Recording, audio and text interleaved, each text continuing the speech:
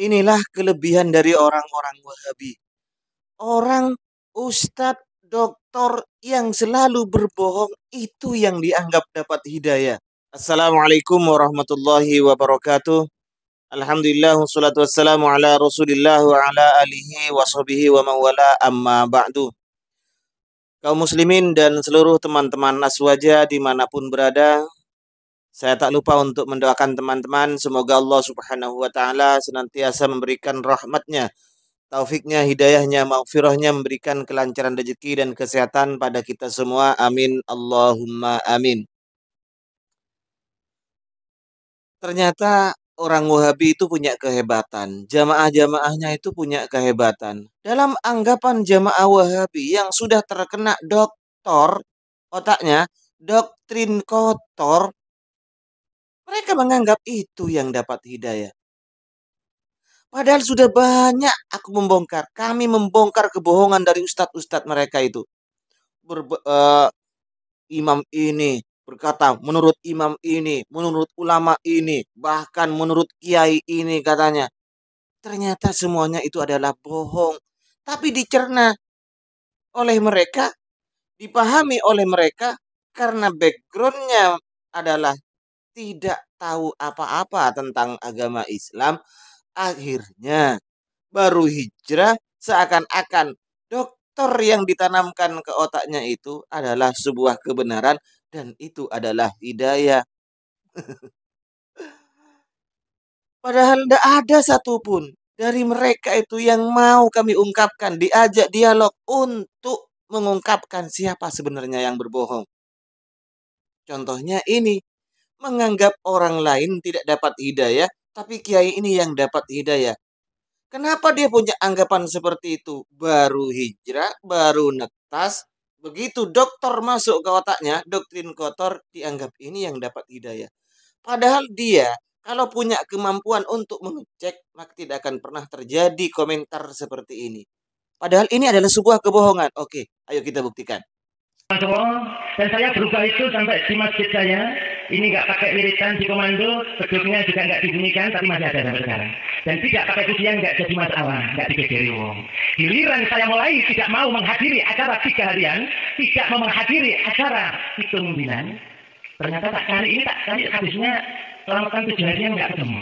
Yang ada 7 harian itu ternyata sepasaran bayi yang di Jawa yang berislam adalah akikoh. Itu tak temukan. Ya. Kemudian yang selamatan mulai 3 hari sampai haul, sampai di buku ini yang ditulis oleh teman kita yang alumni Pondok Wanita namanya Mas Rosali. Ya, di buku ini ditulis, ya, saya kalau nggak pakai kacamata ini nggak kelihatan. Dia nggak tahu ngomong ayu, kan nggak bisa kalau nggak pakai kacamata. Makanya saya nggak pakai, saya pakai nanti ngomong ayu. Ya, kalau baca-baca pakai kacamata. Hadirin jamaah rahimakumullah, ini tak bacakan Muktamar NU ke-1 di Surabaya tanggal 13 Rabiul Tsani 1345 Hijriah 20 Oktober 1926 Masehi menyatakan bahwa selamatan setelah kematian adalah bid'ah yang hina. Saya mulai dulu ya, ini yang saya pegangi itu. Kiai Aprohi Abdul Ghani ini yang mengatakan bahwa ini adalah orang NU katanya, ternyata bawa-bawa hasil Muktamar Nahdlatul Ulama. Entah sudah berapa kali saya buktikan bahwa di muktamar ini tidak pernah dibahas tentang tahlilan. Kalau Anda yang komen ini merasa tidak terima bahwa ini masih dapat hidayah, saya tantang kamu. Anda beli kitab Ahkamul Fuqaha hasil keputusan muktamar, ayo kita buka. Saya akan jelaskan di mana, kamu jelaskan ke saya. Buka di mana, kalimat apa, bab berapa, nomor berapa dibahas tentang masalah bid'ahnya tahlilan, oke? Padahal yang dibahas di sini, kiai yang membahas ini adalah kiai pembohong. Sebenarnya adalah Salafi Wahabi. Kan memang seperti itu. Sugianto bawa-bawa Ahkamul Fuqaha hasil keputusan muktamar juga itu yang mengaku kiai NU. Ternyata apa? Ternyata MTA. Ini juga ngaku-ngaku kiai NU yang kalian sebut-sebut orang yang dapat hidayah. Ternyata juga berbohong.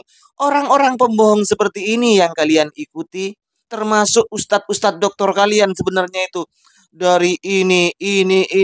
Siapa ya? Zainal Abidin, Khalid Basalamah, Syafiq Riza Basalamah, Abu Haidar As-Sundawi. Itu kan pembohong-pembohong semuanya itu. Itu yang kalian ikuti dan dapat hidayah. Kalau kalian tidak terima, maka ayo kalian live, buktikan. Satu persatu yang saya ungkapkan kebohongannya dan Anda tidak terima, ayo. Paling bisanya kalian dilarang diskusi dengan ahli bid'ah. Yang ahli bid'ah itu kalian. Kalian sebenarnya yang ahli bid'ah. Mengaku merasa salap siapa yang punya akidah seperti Anda itu. Ayo buktikan.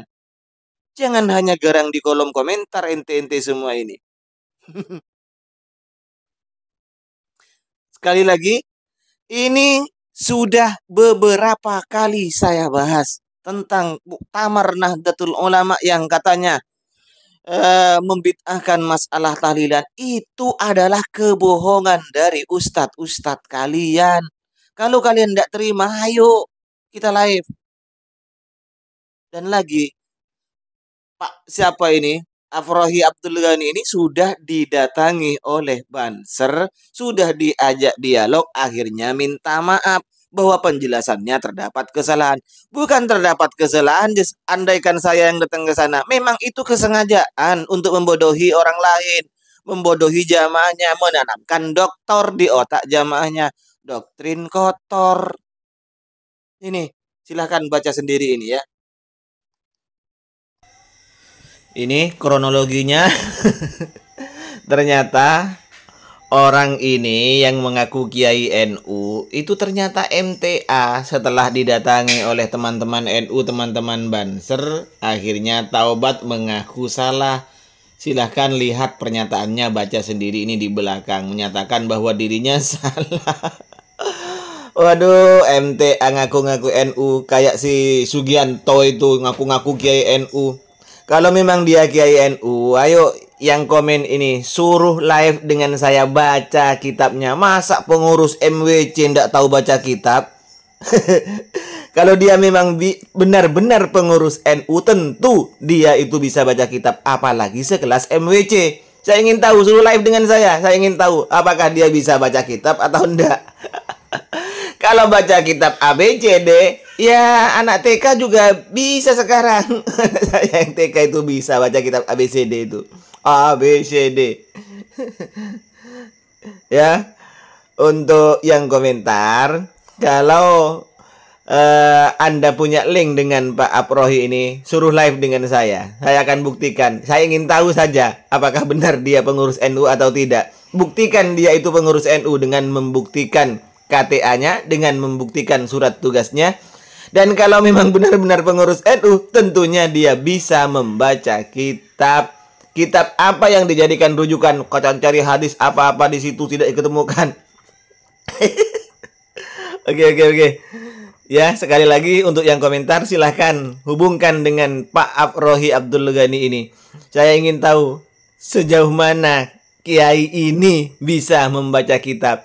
Buktikan dia pengurus NU. Masa pengurus NU sekelas MWC tidak bisa baca kitab?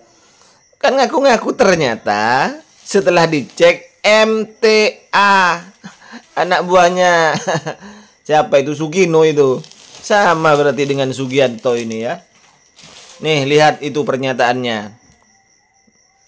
Saya yang menyatakan ini pada tahun 2014.